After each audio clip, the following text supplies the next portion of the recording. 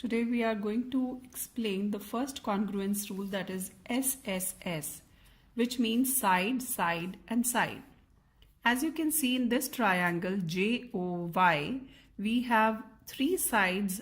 The measure of all the three sides are given, like OY is 14 centimeter, JY is 9 centimeter and OJ is 11 centimeter.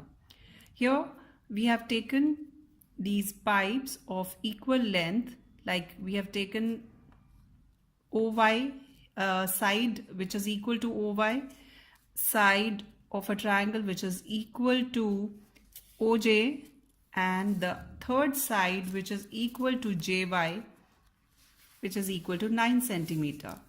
Now I'm using these connectors to make the angles, and you can see whether on formation of triangle are we getting a triangle which is congruent to the given triangle JOY. Let us find out. Yes.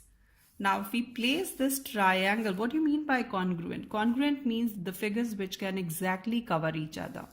Now here, as you can see, this triangle which we have formed is exactly covering the three sides of the given triangle JOY, and we have named this new triangle as PIN. So we can say angle, the six parts of the triangle. What are the six parts? Six parts are the three sides and three angles. Here all the three sides are given, so remaining all the three angles will be equal by CPCT, and which is clearly visible that the three angles of this triangle JOY are equal to three angles of this triangle PIN. Now this thing, if I flip this triangle here, then also the triangles will be congruent. It does not matter on the orientation of the triangle, it can be placed in any order, but if the three sides are given equal, the two triangles will be equal by congruent by SSS.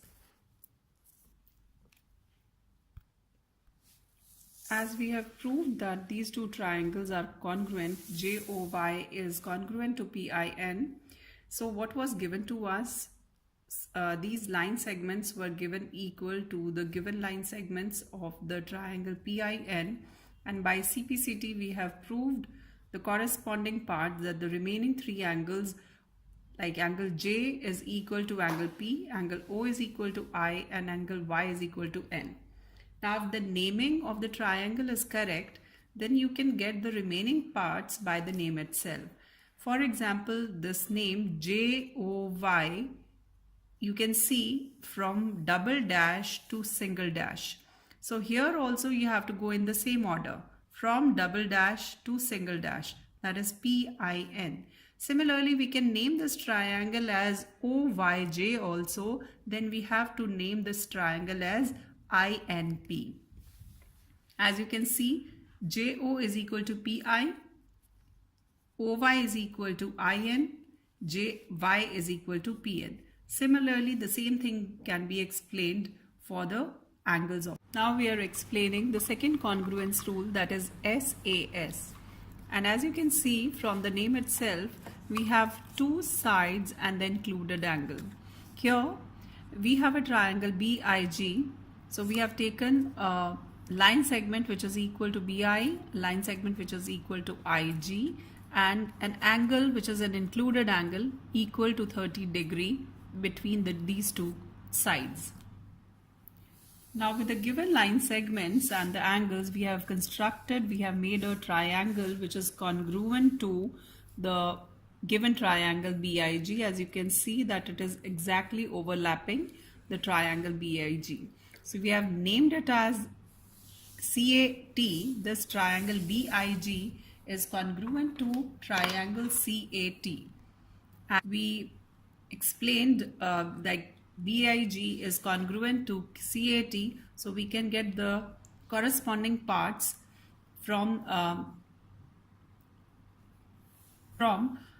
the name itself, like BIG is congruent to CAT, so angle Angle B is equal to angle C, angle G is equal to angle T, and side BG is equal to side CT. Since the triangles are congruent and these were the three things given to us, and after proving the triangles congruent by CPCT, we can prove that angle B is equal to angle C, angle G is equal to angle T, and BG is equal to CT. Now the third congruence rule, that is ASA, which means angle, side and angle. As you can see in this triangle ABC, we are given angle B is equal to 60 degree, angle C is equal to 40 degree, and side BC is equal to 10 centimeter. So here we have taken a line segment which is equal to BC, that is 10 centimeter, and the two angles which is equal to 60 degree and 40 degree. Now if I construct a triangle by extending the arms of the two angles, we'll get a triangle. Now this triangle is formed PQR, which is congruent to triangle ABC. As you can see, this is exactly overlapping the triangle ABC, and again the orientation doesn't matter because I can keep the triangle in any order, it will still remain congruent. Similarly, if I flip the other side, again we can prove the triangles congruent. Now the triangle PQR, we can similarly we can find out the remaining parts, corresponding parts of the congruent triangle. As we have proved the triangles ABC and PQ are congruent, so these were the three parts which were given equal, and by CPCT we have proved angle A is equal to angle P, side AB is equal to side PQ, and side AC is equal to side PR by CPCT. Now we are going to explain the fourth congruence rule, that is RHS. R stands for right angle, H stands for hypotenuse, and S stands for side. Here as you can see, there is a triangle FIG where FG is 10.2 centimeter, IG is equal to 8 centimeter, and angle I is 90 degree. Here I have taken a line segment which is equal to 10.2 centimeter and with another line segment which is equal to 8 centimeter. We have taken an angle of 90 degree here, and let us construct a triangle using these three parts.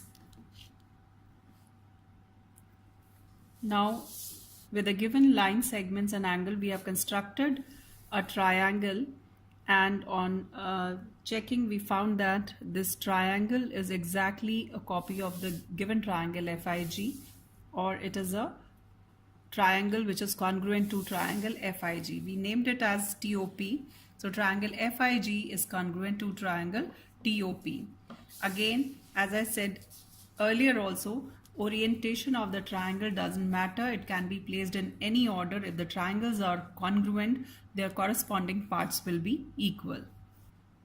As we have constructed the triangle which is congruent to triangle FIG, now we can see that these three parts were given to us.